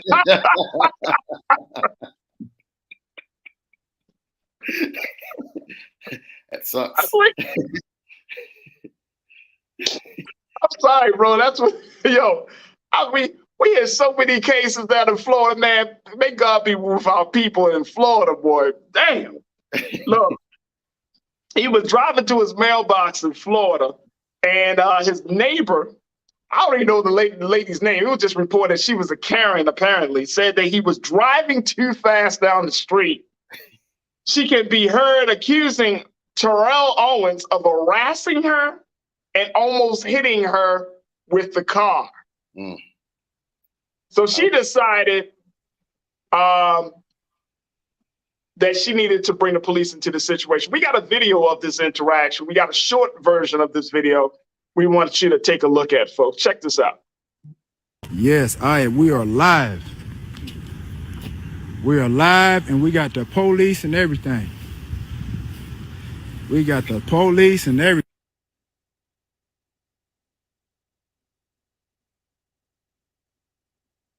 I'm good. What's up, sir? What's going on, folks? I'm driving to my mailbox. She telling me I'm speeding, telling me to slow down. Slow down, and he rolled down his window and he started harassing. First of all, I didn't harass you. She telling me to slow down. I said, what do you mean slow down? I said, yo, I'm just going to the mailbox. Then she goes, get the out the middle of the road. Across the street and he almost hit me. First of all, I almost hit you. Now you just making up stuff. No, I literally Just like a Karen. You almost hit me. How did I almost hit you and I'm going to the mailbox? I was a Karen. Yeah, I'd call you a Karen when I came over here after you said I called the police. Absolutely. Then you went on to say, oh, I'm the subject of the HOA meeting, this and that and the other. I got liens and shit on my house, this and that and the other. Then you start bringing up my status, who I was, my HBO, my VH1. You the one brought it up, lady. I did it. You did it. You did. Hey, folks. First of all, I didn't almost hit her. Sir, no, I'm fine, sir. First of all, I didn't almost hit her. I understand that. Just relax. You're not finna sit up here. He ran the stop sign. Well, there is no stop sign. What are you talking about? I understand that. Where did you get? I wasn't, but I asked him to slow down, and he got out of his car and started harassing me. He put his car in park. Right, because you're gonna yell at me and telling me I'm almost hit you, and I didn't. But you didn't have to get out of your car. You didn't have to talk to me that way either, Karen. A black man approaching a white woman. First of all, you had your boy right here, your husband right here. So first of all, I don't do that type of stuff. Relax. You did. You put your car in park and you came Yeah, at me. First of all, I didn't come at you. Yes, you you did. You can stop all of that, Karen. Okay, listen. Get out of here with all of that. Listen, if you guys want me here, I can solve it. He literally came after me. Here she crying. There's Karen. Look at this. This is unbelievable. Swear to God, I've never been a part of nothing like this. I've seen it. Do you have your ID? I've seen it. Yes, I've seen it, but this is firsthand. And now he's on live. Oh boy, as she's crying. Oh my God, this is real. This is real. This is real. Here you go. Here you go, sir. This is real. This is real. This is real. This is real. I've seen it, but I've never been a part of this. This is real life. And now she's crying. Her husband tried to tell her to go in the house, but no, she wanted to do the whole Karen thing. So I'm gonna be here with my camera to show everything.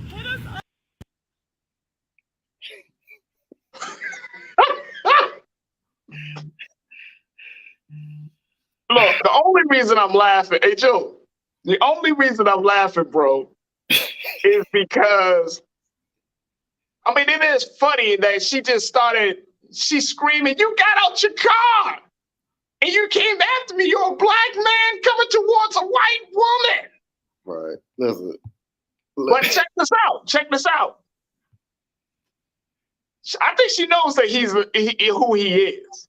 Yeah. She knew who he is. So the thing is, like, there's always, even when you see some of our high profile members of the community, get into situations like this, I always think in the back of my mind, but suppose it was to be a brother that you didn't know. Right. The situation could have gone left. You know what I'm saying? Like, real quick.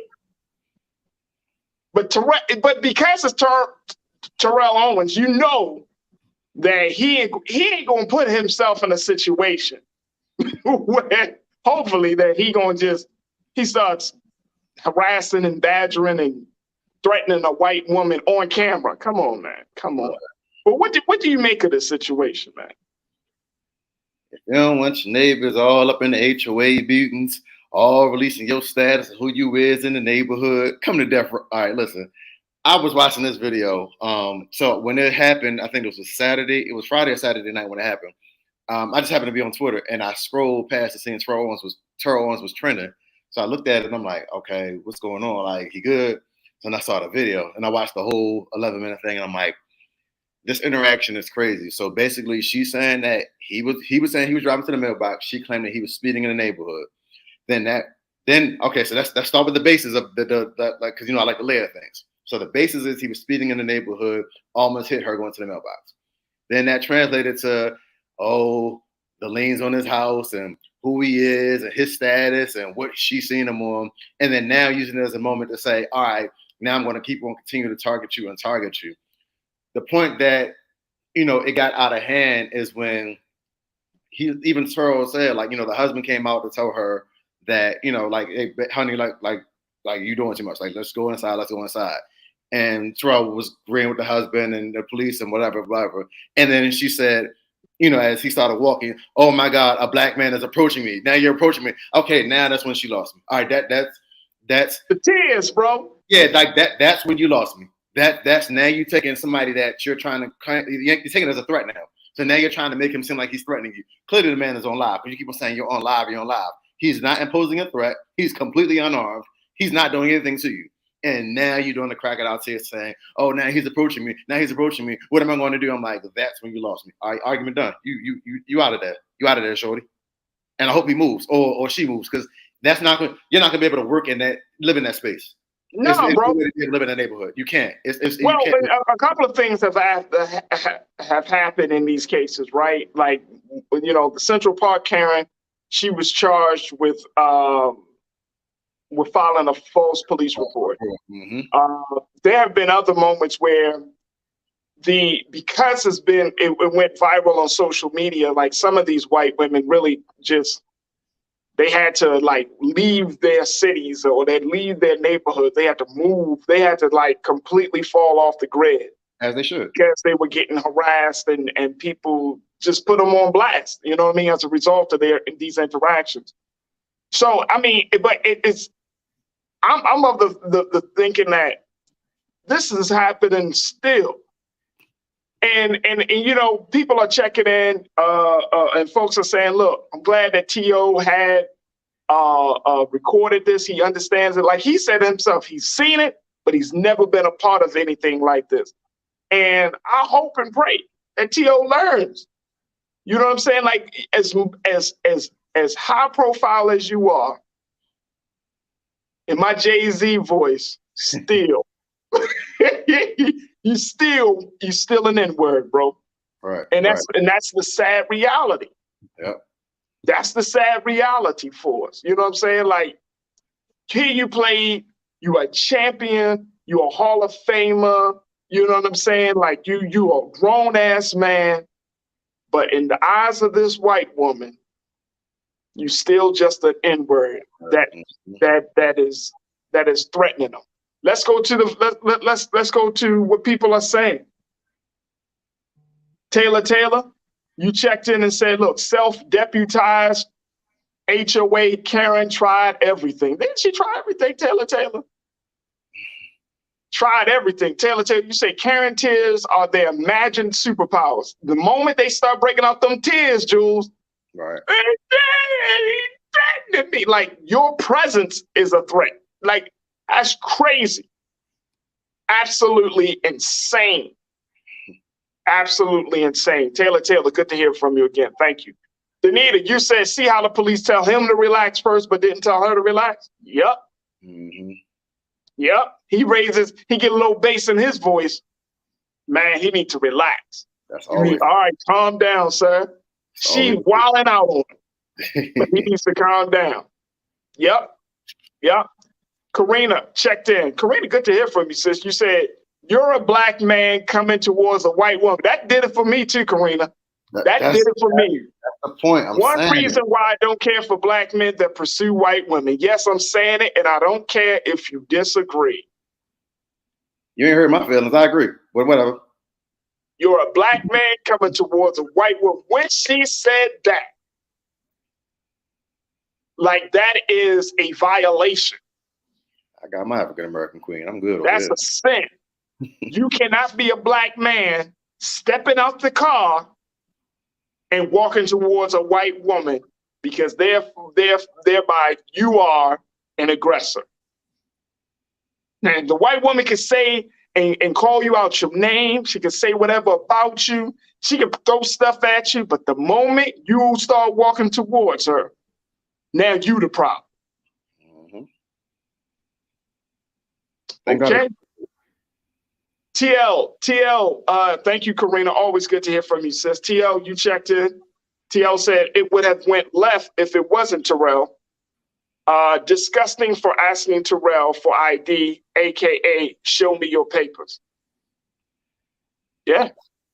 You know what, Farajii, though? And I'm gonna be 100% honest. Let's go. It's because it's Terrell. I get it, but he did the thing that you're supposed to do as a black man. So it doesn't matter if it was Terrell, if it was Farajii, if it was me, he went live. Because if we'd have heard about this hearsay and he didn't go live, then you would have questioned it, even if it was him. You get what I'm saying? So as a black man, let's just substitute Terrell for me. Nobody in this whole world knows me. I ain't famous. I ain't popular. I ain't play football. I ain't do nothing. So if it was me and I went live, the fact that I went live saved my argument. Because if I didn't go live, then it's her word versus mine, which we all know when the world has received, hers is going to stand tall because it's going to be her opinion versus me and the way that the world works. So the fact that he went live to record this is what exactly my mindset would have been if I was in his mindset. So it doesn't matter if he had a name or not, as long as he went live to show what was happening, is his word versus hers, because you actually see it and you actually hear it.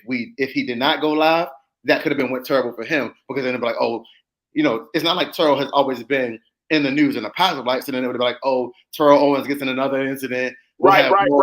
Details. So it's like you got to look at it from the which is why he had to protect himself. Yes, exactly. That's what I'm saying. So it's like he had to protect himself, bro. Yep, he had to protect himself. Yes. Hey, look, check this out. Danita checked back in and said something. I thought this was interesting. She said they should stop calling them Karen and call them Carolyn. Emmett Till's accuser. Ooh. Wow. Ooh.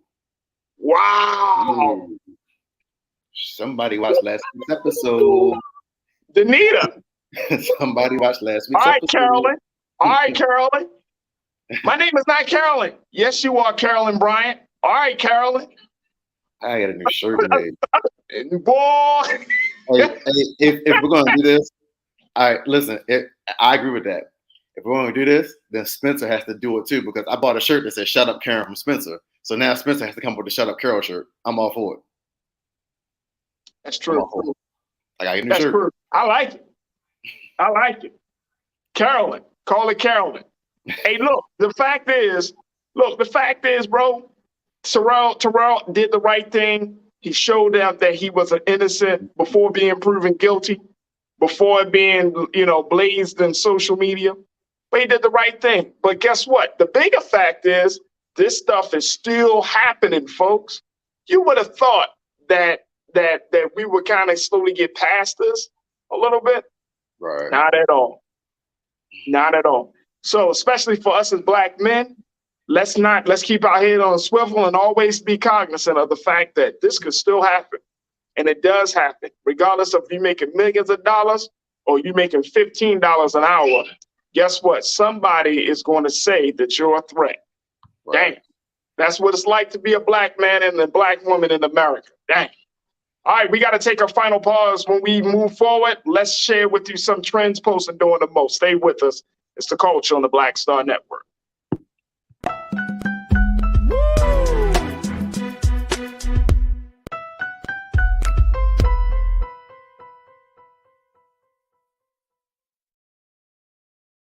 I'm Deborah Owens, America's Wealth Coach, and my new show, Get Wealthy, focuses on the things that your financial advisor and bank isn't telling you, but you absolutely need to know.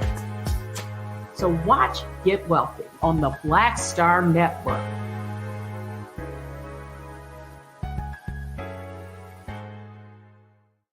When we invest in ourselves, we all shine.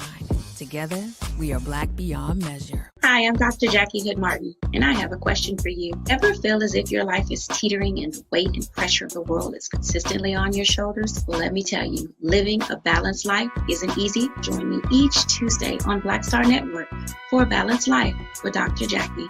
We'll laugh together, cry together, pull ourselves together, and cheer each other on. So join me for new shows each Tuesday on Black Star Network, A Balanced Life with Dr. Jackie.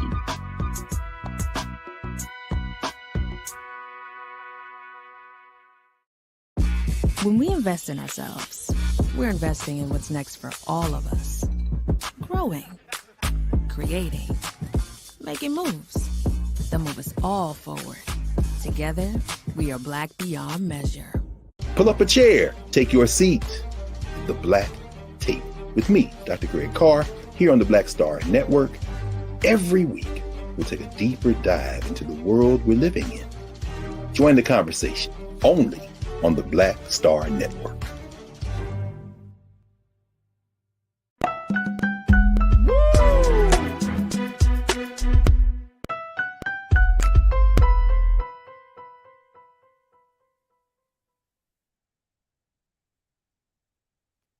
All right, folks, for our final piece, we wanted to talk about some of the things that are trending right now. And Jules, first, let's talk about Iron Mike Tyson. Are you a Mike Tyson fan, Jules? Listen, I'm ready to talk about this subject. I'm ready. I'm ready to talk about it. Let me know. I'm ready. I'm ready. Let's go. Okay. So apparently Iron Mike Tyson is not happy, folks. If you haven't, first, let me just tell you, I didn't even know. I heard about this biopic about Mike Tyson coming out, but I didn't know when and how. I didn't know anything, details about it. But apparently Hulu, the network, decided to move forward on making a biopic of Iron Mike Tyson, the former heavyweight champion. And guess what? Tyson hates it. Oh, yeah. I can't wait to talk about it.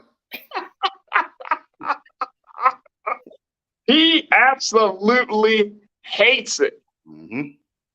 He put it out there on his Instagram, folks, that he had nothing to do with the production and wasn't paid a dime for it. That's the sad part, bro. That's the sad part. You going to do a movie about my life and you didn't bring me in at the very beginning and you don't pay me? Mm-hmm. All right, Jules, go at it. What's your take on it? Real simple, because I know we're getting close to time. If Mike Tyson is against it, I'm against it too. You know why? Because we don't want to piss off Mike Tyson. Let me say this again. If Mike Tyson is against something, I am against it too, because we don't want to piss off Iron Mike Tyson. Mike Tyson got on social media and told us don't watch it. Guess what Jules did? I said, you right, Mike. Cancel. It's Mike Tyson.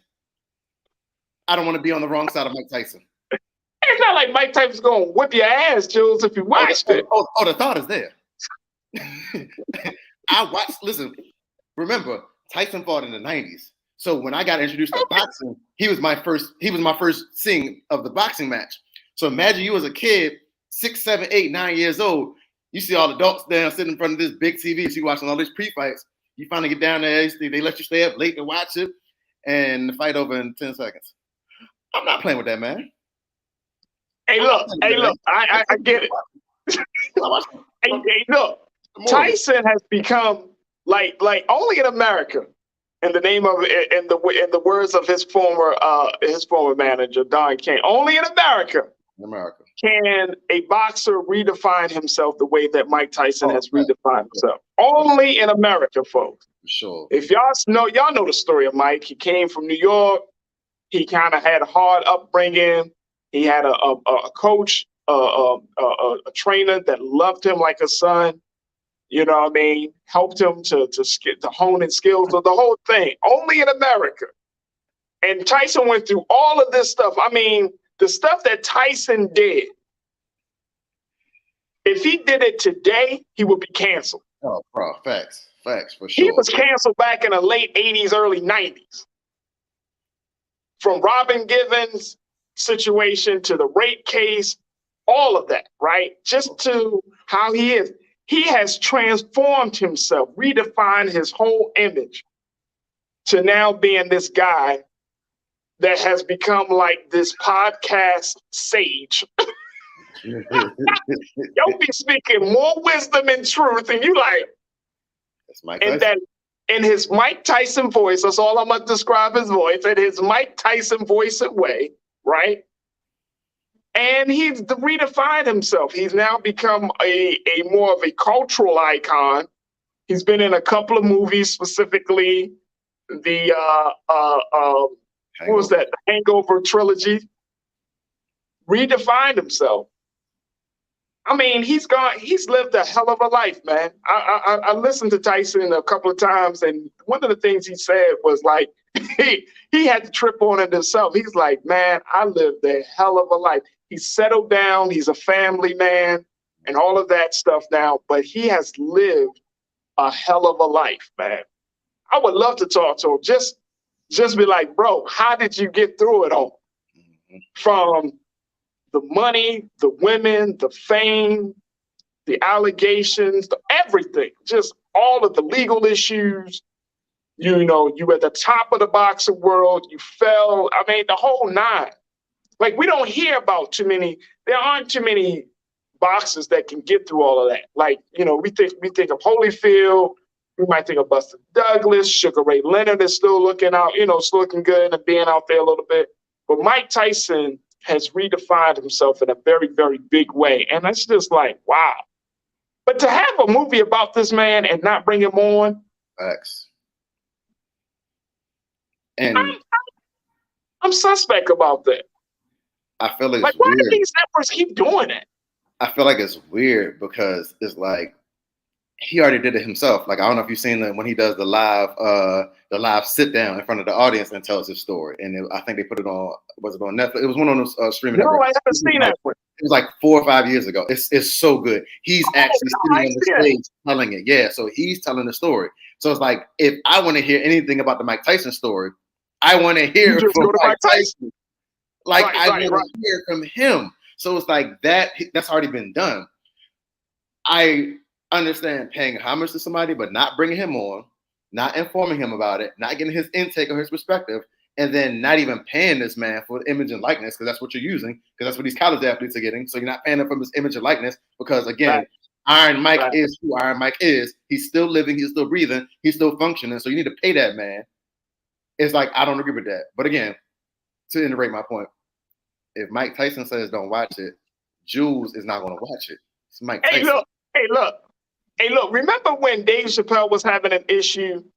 And this was probably maybe like a year or two ago, where he was telling people not to watch the Chappelle show on Netflix. I think it was on Comedy Central, because he was like, they didn't do right by me in the contract. Please don't watch it. They ain't paying for it. They ain't paying for it. Yeah, they put the show on the platform. They didn't pay him for it. And I took that to heart, because I ain't watching. Right, me neither. If Chappelle you know what I'm said, saying? And I think that for us as Black folks in the cultural space, when the artist comes out, when the subject comes out and say, "Look, I'm not a part of this situation." I can remember movies, Jules, and you probably could think of the same thing. Like, I can remember movies like they did the Aaliyah movie that didn't get authorized. I think they had a Whitney Houston movie that came out on Lifetime or something that was like, people were like, that's not really, she didn't get the authorization from her family. Like, we shouldn't be supportive of that. I remember when, what's the sister's name that played Nina Simone? Yeah, I remember. Yep. Zoe Saldana. I say Zoe. Yep. Zoe Saldana. I like Zoe as an actress. Terrible choice for Nina Simone, but that's neither here nor there. But, you know, they were making that, they were trying to make the point, like, that's, like, I think that there's a thing that when artists say, or any type of entertainer, or just person of interest say, you know what, hey, I think we should respect it. I think we should respect, especially when it's their life story. You know what I mean? Like, right. I was about to say, we got another more recent one too. I didn't watch the Viola Davis portrayal of Michelle Obama. I didn't watch that either. Because that was the whole thing. They were talking about how she used her, like how she tried to form her lips, how Michelle Obama does when she talks. That's an acting choice, though. Yeah, but still, I just, again, I couldn't. That's an acting choice. I couldn't get with it. I think, and to that defense, I wouldn't, you know, I don't mind watching that. It's just the fact of that's just an actor's choice. You know what I'm saying? Like, from that perspective. You know what I mean? Like, for example, when Denzel played Malcolm X, there was still a little bit of Denzel in that portrayal, right? When you think about it. Right. There was still something, like he did spot on Malcolm X, right? But Denzel looks nothing like Malcolm X. Let's keep Same thing with Jamie Foxx and Ray. Jamie Foxx did Ray, or when Will Smith did Muhammad Ali. You know what I'm saying? Like, they're gonna have, I think we should give them the creative license that when you do somebody that we are all familiar with and that we know, you know what I'm saying? Right. That you can kind of give them a little creative license, because it's hard to play somebody, especially somebody that's still living. At that time, I think Muhammad Ali was living, Ray Charles may have been living, but it's hard to play. Like Viola Davis playing Michelle Obama. I could only imagine what it's like to play that role, considering That's pressure. Michelle Obama's still around. Yeah, and she's still great. She's still great. She's still becoming, you know. Yeah. I see what you did there. I see what you did there. So, you know, there's still a lot. There's still a lot. All right, let's go to the comments, please. Let's go to some of these comments. Let me see here. What we got? Janae, you checked it and said, "Oh, look, I hear you, Jules, but how yeah, for X. Effing. How effing disrespectful to portray him without his consent while he's still living." Yeah. Facts. That's facts. And Janae, they didn't pay him for it. He didn't even pay it to tell his story. So we shouldn't watch it. I'm gonna do the Farajii Muhammad story. And if I'm not at the table from the first letter of the script, how you really gonna do somebody's story? They alive. Functioning. And you don't even ask. Yo, it's not that they alive, but like they functioning and they're still out here thriving. They functioning. They're there probably in the studio next door.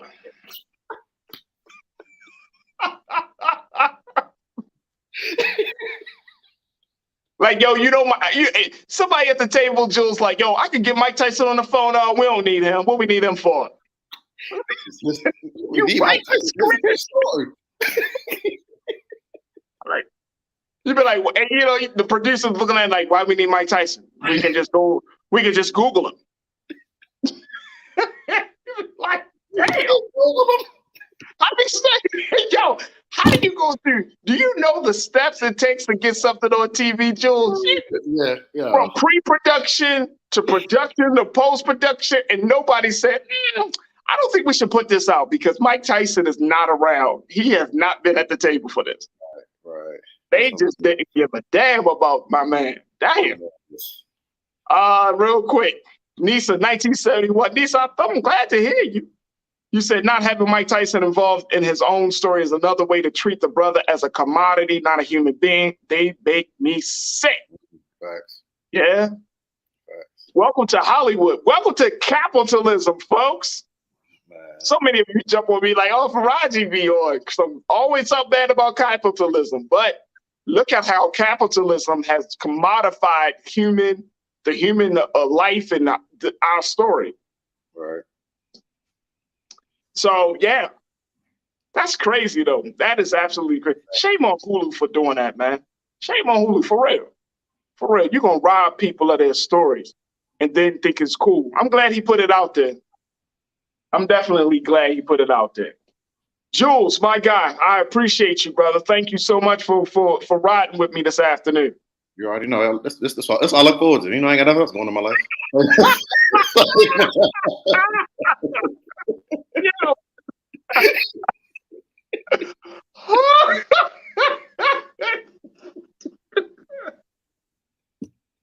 Wow. I'm done. I was expecting that, Jules. I thought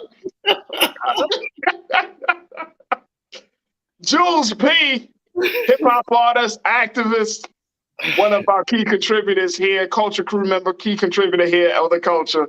Jules P, thank you so much for being so good for the culture, bro. Appreciate you.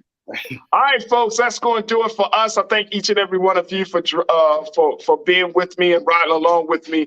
Make sure y'all continue to support Black Star Network at all opportunity. BlackStarNetwork.com. Black Star Network is the place for Black-owned media. This is the place where you can hear your story being told the way you want it to be told, the way they need to be told.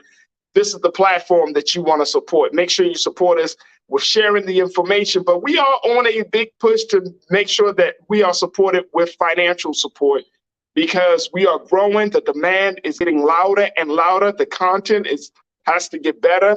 And more importantly, we have to touch as many of our people in this country and around the world to tell our story and to present our case. So again, make sure you go to blackstarnetwork.com to download for free and to let all your family and friends know about it.